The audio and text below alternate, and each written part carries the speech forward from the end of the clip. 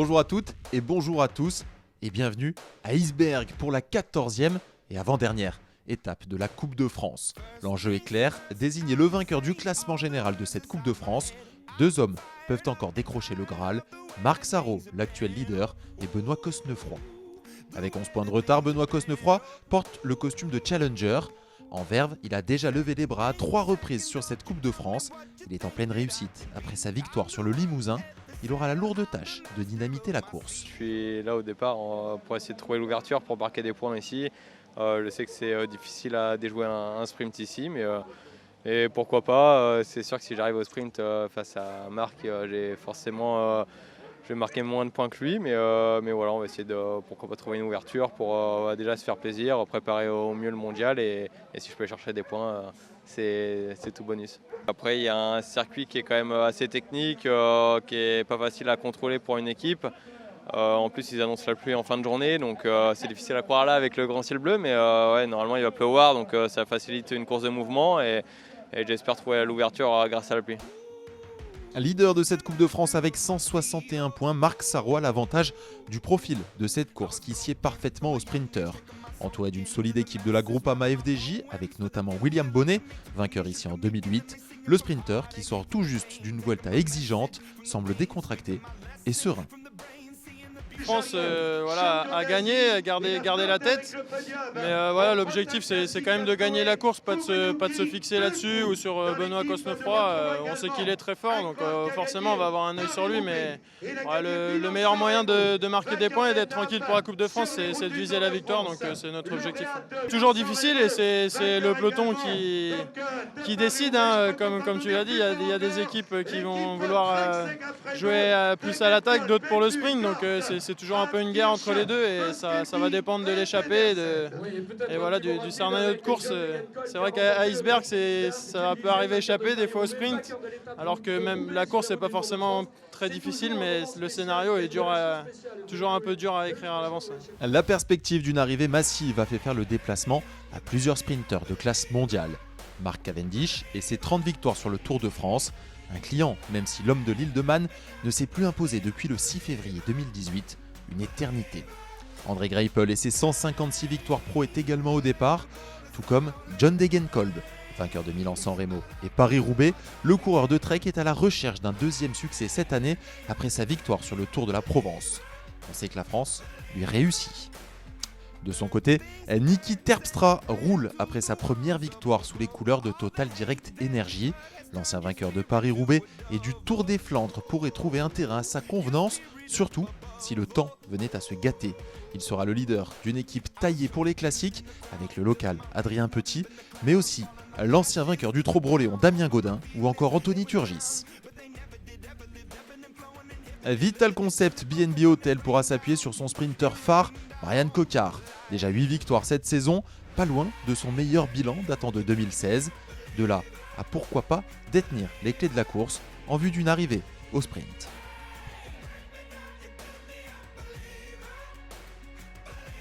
Un peu fatigué. On va, ouais. Au mois de juin, je me disais pourquoi pas 10 et là je suis bloqué un peu à 8 et là ouais, il y a pas mal de fatigue. Mais non, ouais, c'est une bonne saison. Après, je vais essayer je prends les jours les uns après les autres, en tout cas les prochains jours de course et en essayant d'être le plus performant possible. Ça fait 2 ans que les échappées arrivent au bout. L'an passé, j'étais là, mais c'était ma reprise après une fracture de l'omoplate, donc ça va être une course très difficile avec la pluie et tout. Je pense qu'aujourd'hui, ça va être une course aussi difficile avec le vent. Je vois pas d'équipe forcément qui peuvent être là pour contrôler toute la journée. Hormis pourquoi pas Cofidis parce que Christophe Laporte il marche bien, mais ouais, je pense que ça peut bouger et ça va être stressant en tout cas toute la journée. Je pense qu'on a déjà pas mal contrôlé beaucoup de fois cette année et non, là je pense que les gars ils peuvent se faire plaisir, aller pourquoi pas à l'avant et c'est ce qui a été dit au briefing, il faut se faire plaisir et puis bon, s'il y a sprint, je serai présent. L'enjeu de ce 73e Grand Prix d'Iceberg est clair, déterminé. Le vainqueur de cette course, mais en toile de fond, attribuer le classement général de cette Coupe de France. Vous l'avez compris, duel entre deux hommes, opposition de style. D'un côté, Marc Sarrault, le sprinter de Vierzon qui sort tout juste de la Vuelta et qui souhaite une arrivée massive. Et de l'autre, Benoît Cosnefroy, le puncher normand, en pleine bourre et qui lui souhaitera une course de mouvement pouvant évidemment favoriser ses dessins. Dans ce duel, un élément pourrait jouer un rôle primordial, la météo. Si à midi, alors que les coureurs s'élancent, le temps est au beau fixe, les prévisions semblent indiquer une dégradation et l'arrivée de la pluie qui pourrait changer radicalement la physionomie de la course. Une course longue de 197 km emmenant les coureurs entre l'Artois et le Ternois. 6 petites difficultés au programme, comprises assez tôt dans la course entre le 50e et le 100e kilomètre. Et enfin, pour terminer, un circuit technique long de 12 km à parcourir 5 fois qui se trouve autour de la localité d'Eisberg. Qui, pour succéder à Philippe Gilbert, 131 coureurs au départ, 5 équipes pour le tour, AG2R La Mondiale, Groupama FDJ, mais aussi Trek Segafredo, Dimension Data et les Russes de Katusha. Départ réel donné, on va être très attentif à qui va composer l'échappée, ça va évidemment conditionner le reste de la journée. AG2R se porte aux avant-postes, tout comme un coureur de l'équipe de France, patronné par Pierre-Yves Châtelon. Dans les deux équipes, on sent que la consigne a été donnée. Très rapidement, 6 hommes constituent une première échappée, 6 hommes qui ont un bon de sortie. C'est un chiffre pas trop encombrant pour le peloton et donc on laisse filer. On va détailler les 6 hommes de tête. On retrouve là Alexis Goujard pour AG2R La Mondiale. Déjà vainqueur cette année sur une Coupe de France, c'était en costaud du côté de Châteaulin pour les boucles de l'Aune. Il y a 2 coureurs de l'équipe Natura Forever Roubaix-Lille Métropole qui évidemment ont à cœur de briller puisqu'ils jouent à domicile. Pierre Gouault, auteur d'un numéro ici même en 2017 avec Benoît Cosnefroy. Il est accompagné dans cette échappée de Samuel Leroux. À l'avant, également du côté du Grand Prix de Fourmies. Un représentant de l'équipe de France en la personne de Théo Delacroix, champion de France chez les Espoirs, sociétaire du CC Etup et stagiaire chez Wanty, groupe Gobert. Un autre jeune coureur à la frontière entre le monde professionnel et le monde amateur, avec Michael Guichard pour un parcours atypique pour ce coureur originaire du Limousin, stagiaire chez Delco Marseille Provence. Pour compléter cette échappée, Elmar Reinders, le néerlandais de l'équipe Rumpot. Derrière, c'est l'équipe sud-africaine qui a placé un homme aux commandes du peloton et qui imprime le rythme. On souhaite du côté de chez Dimension Data une arrivée au sprint. Mais alors, qui fera le sprint? On pense évidemment à Mark Cavendish, mais si on en croit les derniers résultats, c'est Giacomo Nizzolo qui semble avoir les faveurs de l'équipe. Justement, on a retrouvé l'Italien ce matin.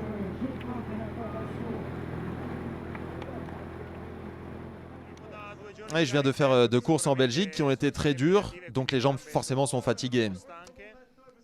Mais aujourd'hui, on va donner le maximum car nous avons une bonne équipe. En plus de ça, Mark Cavendish est très motivé pour faire un bon résultat. Évidemment, on va essayer de gagner et de rouler pour la victoire. Vous savez, j'ai de bons rapports avec Mark, on s'entraîne ensemble. Entre nous, le courant passe bien. Il m'a aidé en Belgique, donc si je peux lui rendre l'appareil, je le ferai avec plaisir. Avantage donc pour Cavendish, en vue d'une arrivée au sprint, mais le double vainqueur du maillot cyclamen de meilleur sprinter du Giro s'est fermé à l'évocation de sa relation avec Cavendish. La jambe parlera, c'est une certitude. Réponse dans quelques heures maintenant. Un point sur la course, 6 hommes en tête. Leur avance est montée jusqu'à 3 minutes 20 avant de plafonner puis de décroître sensiblement. Ils ont en ce moment 2 minutes 50 d'avance. Le peloton veille et ne laisse pas trop d'espace à l'échappée, surtout qu'elle compte en son sein un sacré client en la personne d'Alexis Goujard, énorme baroudeur, et en plus c'est un coéquipier de Benoît Cosnefroy. Forcément, on a une idée en tête chez AG2R La Mondiale en plaçant un homme à l'avant. On enchaîne les monts, la côte de Fief, celle de Chun, puis Estrus, et à chaque fois c'est Pierre Gouault qui fait le plein de points de la montagne, et derrière eh bien, on se met à rouler. Des machines dévoreuses d'échappées telles que Damien Godin sont présents aux avant-postes. Scénario classique, mais vous le voyez, et ça n'a pas échappé à l'œil avisé d'Andrea Camilloni, les nuages viennent d'arriver. Attention, la pluie ne devrait pas tarder à faire son apparition, et ça, eh bien, ça va forcément un petit peu redistribuer les cartes. En tout cas, ça ne perturbe pas l'échappée qui collabore bien. On passe des relais, on conserve un rythme soutenu, ce qui ne rend pas la tâche facile au peloton. Et du côté du peloton, eh bien, on va le voir, une certaine tension va arriver en même temps que la pluie. Forcément, on devient très nerveux. On est en train de subir le stress du paquet. Et malheureusement, eh bien, ce stress, il va avoir une conséquence directe.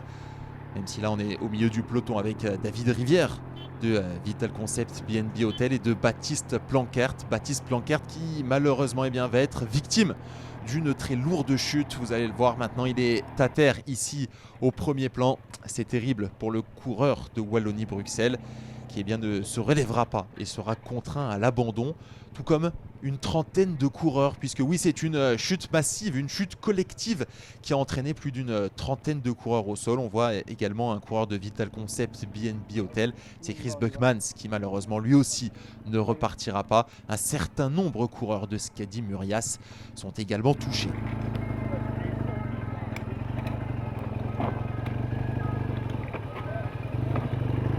Des images terribles, conséquences d'une chaussée détrempée, d'une chaussée glissante qui aura donc piégé une trentaine de coureurs et qui aura surtout semé une belle zizanie. Vous le voyez, on est en train de remonter la course. Il y a là les coureurs de AG2R mondial en la personne de Stijn Vandenberg qui sont maintenant distancés par le peloton.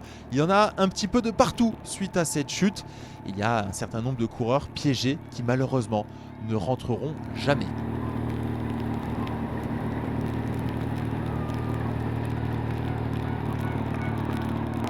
Les hommes de tête continuent de bien s'entendre, ils sont toujours 6 à l'avant. On rappelle l'identité de ces 6 hommes de tête. Il y a 2 coureurs de Natura Forever Roubaix-Lille Métropole en la personne de Pierre Gouault et Samuel Leroux. Il y a également Alexis Goujard, un coureur de l'équipe de France, Théo Delacroix. Il y a également Michael Guichard à l'affiche pour Delco Marseille-Provence. Et enfin un Néerlandais pour l'équipe Roompot. Et c'est difficile déjà pour 2 d'entre eux avec Samuel Leroux et le Néerlandais de la Roompot qui s'arrache pour essayer de rester dans les roues, mais c'est de plus en plus compliqué, d'autant que le vent a également fait son apparition, même si c'est un vent de dos de 3/4 d'eau, il pourrait créer des bordures. Donc du côté du peloton, ça accélère sensiblement, l'écart a bien diminué. 1 minute, vous le voyez, c'est indiqué actuellement par l'ardoisier. 1 minute seulement d'écart entre les 6 hommes de tête qui sont à la limite de n'être plus que 4 et le peloton, enfin ce qu'il reste du peloton puisqu'ils ne sont plus qu'une cinquantaine d'unités à garnir ce paquet. C'est le moment choisi juste avant d'entrer sur le circuit finalement, le moment choisi par un homme, Mads Pedersen, le coureur danois de l'équipe Trek Segafredo, d'essayer de faire le jump, de s'extraire du peloton, un peloton tendu, un peloton nerveux. Vous l'avez vu, il y a eu une chute massive. Mads Pedersen, lui, il a décidé d'essayer de faire le jump, de rentrer sur les hommes de tête. C'est un spécialiste du contre-la-montre. On se souvient, l'an passé, lors du Tour du Danemark, il s'était imposé dans cette épreuve en solitaire, devançant notamment Wout van Aert, qui s'avérera par la suite être un sacré client dans cet exercice. Mads Pedersen, ça y est, il s'est lancé dans cette entreprise solitaire. Il va essayer de rentrer sur les hommes de tête, de boucher cette minute qui le sépare de l'échappée. Derrière, ce sont les Cofidis qui roulent, là aussi, pour favoriser les dessins d'un homme très en forme. 9 victoires cette année. Christophe Laporte, on l'a retrouvé également ce matin au départ.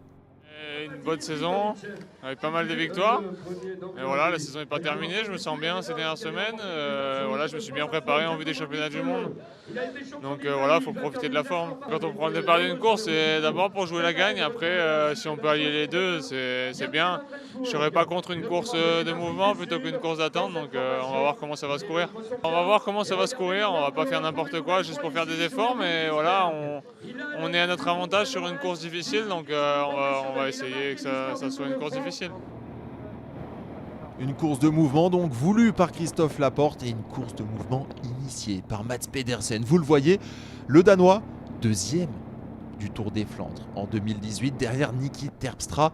2 d'ailleurs des 3 hommes de ce podium sont donc présents aujourd'hui. Le Danois réussit à faire le jump et au prix d'un très bel effort solitaire revient sur l'échappée. Une échappée toujours constituée de 6 hommes.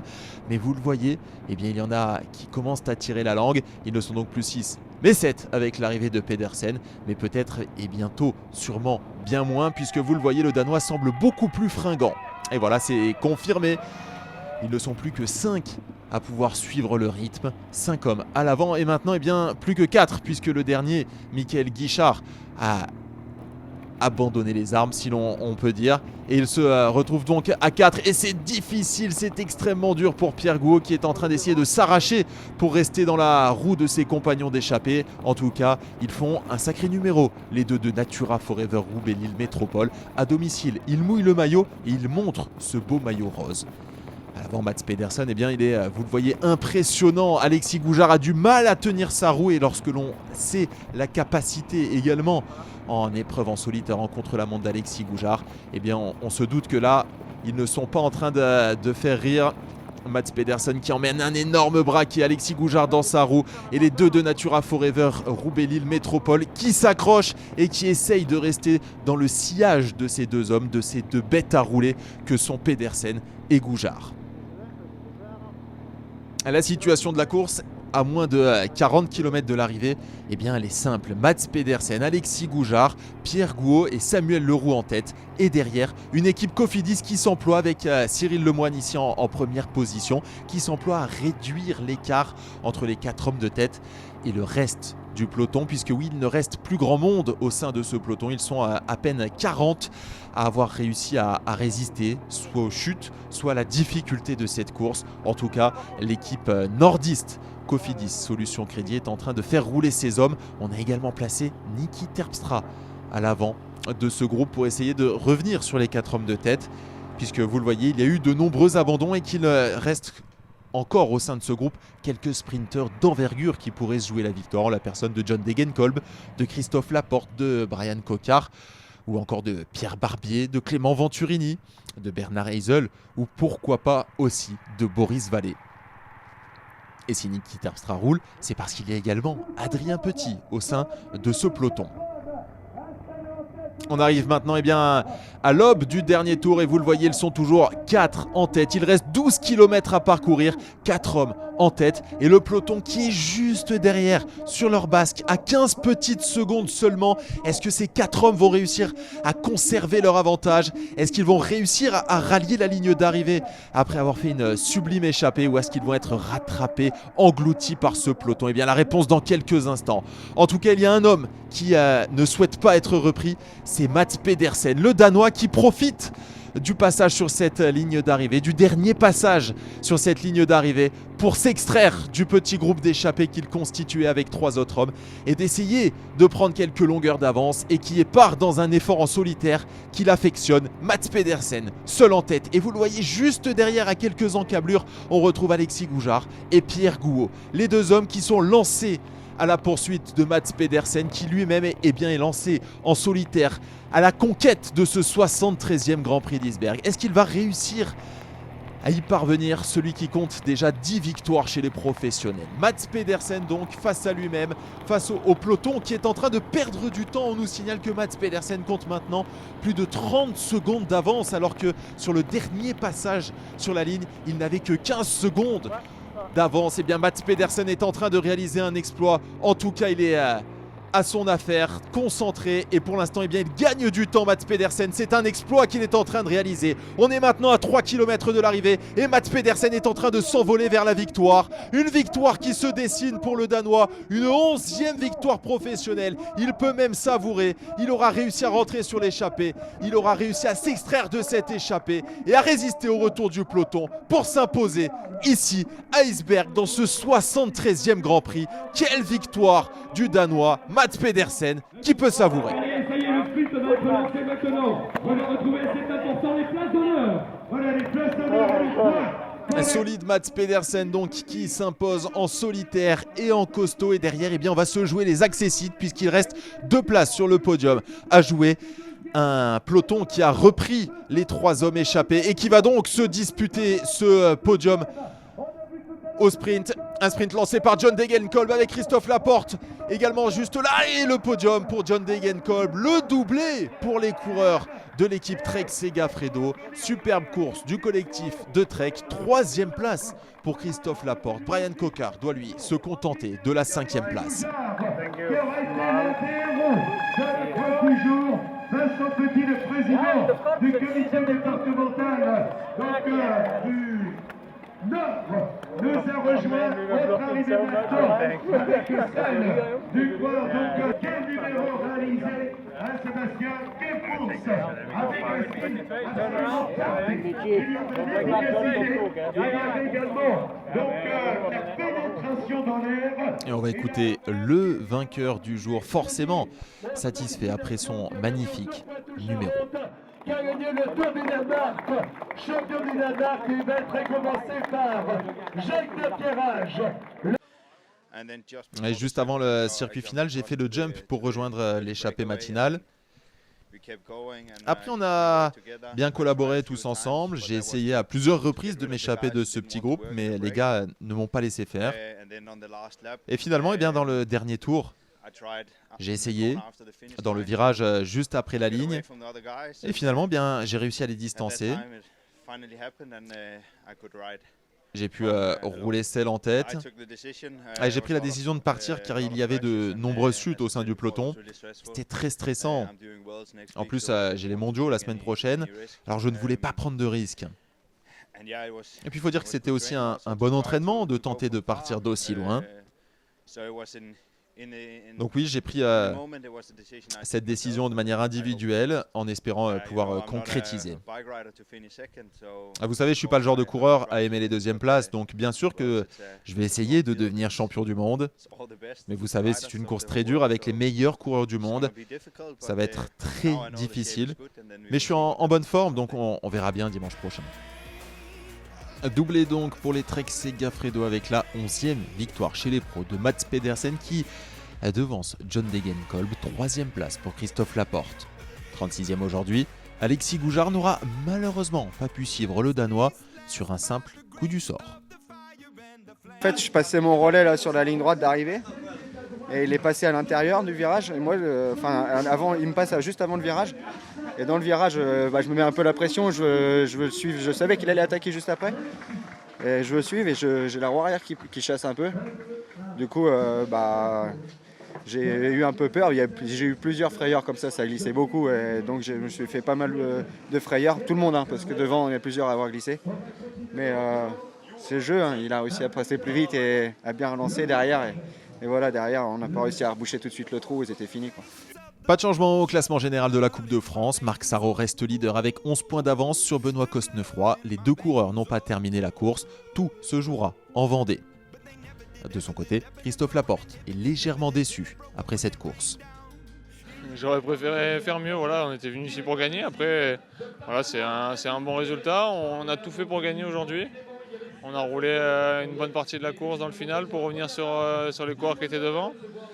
Et on n'a pas eu beaucoup d'aide, du coup on n'a pas réussi à revenir. Alors que s'il y avait une ou deux équipes qui nous avaient aidés, on aurait pu revenir, je pense, pour faire une belle arrivée. Après le sprint, je fais deuxième du sprint du peloton, mais c'est pas mauvais, mais et on aurait pu faire mieux, mais on n'a rien à se reprocher. Les années se suivent et se ressemblent à Iceberg. L'an passé, c'est Philippe Gilbert qui a été sacré. Cette année, c'est un tout jeune Mads Pedersen, 23 ans seulement et énormément de talent. Il sera à suivre évidemment sur Eurosport lors des mondiaux.